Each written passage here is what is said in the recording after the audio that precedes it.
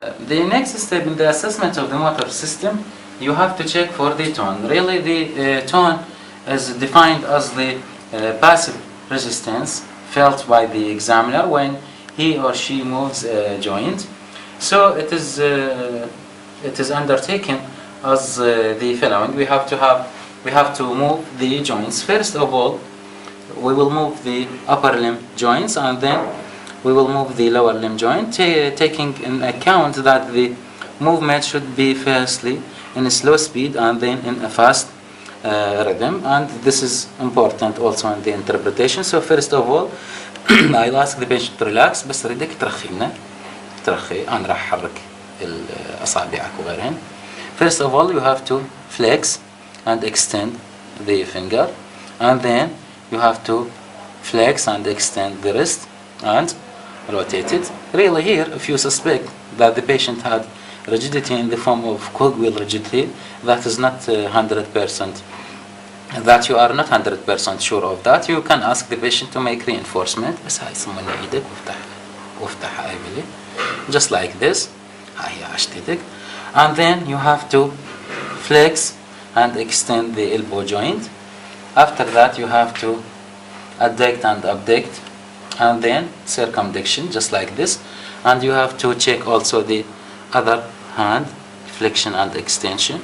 Here is flexion and extension, rotation also, flexion, extension, adduction, abduction, and then circumduction. Once you finish that in a slow movement, you have to check it in a fast movement, just like this. And then you have to check the next part also, or the contralateral part.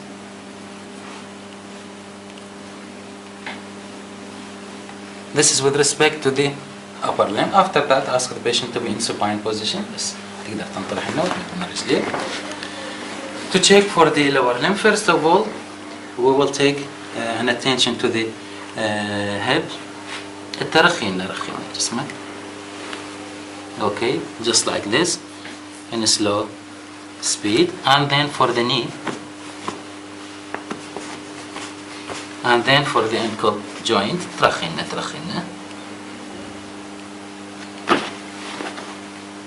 لا رخي رجلك. Yes, just like this. And then at a higher speed,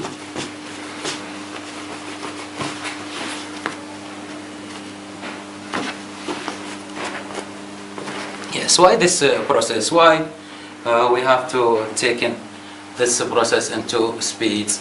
Really, the abnormalities of the tone may take the form of hypertonia, that's to say an increase in the tone, and this hypertonia may take the form of spasticity or the rigidity.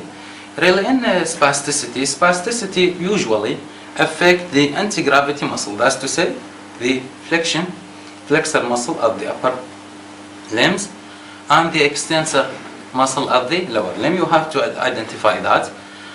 Or may take the form of rigidity. Rigidity is of two types: either the cogwheel rigidity, in which there is alternate contraction of the agonist and antagonist muscle, or may take the form of lead pipe rigidity, in which the muscle or the tone is increased all over the range of movement. Usually the best side to detect cogwheel rigidity is at the wrist, and we had already shown the process of reinforcement, while the lead pipe rigidity is usually detected at the lower limb. This is with respect to the hypotonia. This is with respect to hypertonia. If the patient may have also hypotonia due to a variety of causes, if we suspect hypotonia really during the process of examination, we can, just like this, we can move the forearm. As you see, this is the normal process, but patients who have flabby joints, this is usually due to hypotonia. And the same thing here, when you rocking the hip, patient, this is normal tone, but patient who have hypotonia, you will see that the ankle joint and the foot is or had flappy movement. This is with respect to the hypotonia. We have another type of abnormality in the tone, which is paratonia. This is usually detected due to frontal lobe disease and in patients who have diffuse brain disease. In this type, really, you will see that the patient, during the slow movement of a joint, the patient have normal tone. But once you increase, or the rhythm became fast of movement, you will see that the tone is also increased. And the pathology, as I said, is due to diffuse brain atrophy and in patients with frontal lobe disease. The last abnormality in the tone is what we call the myotonia. Myotonia is defined as an increase or sudden increase in the tone after sustained contraction. Really, we can identify myotonia via special tests. First of all, we can ask the patient to make a fist. بس سوي هيك افتح ايدك. Okay, patient who have myotonia after this sustaining of contraction, هنزلها براحتك. He had slow opening. This is due to myotonia, or we can contract, or we can really tapping or strike the thinner muscle here, just like this, and we will see that there is adduction and persistent dimpling here. This is 2, and we can also perform myotonia in the tongue with the tongue depressor. We can press there, and lastly we can ask the patient to cough. بس تخلينا ايدك وقع. Patient who have myotonia, when he cough, he can't open his eye after coughing.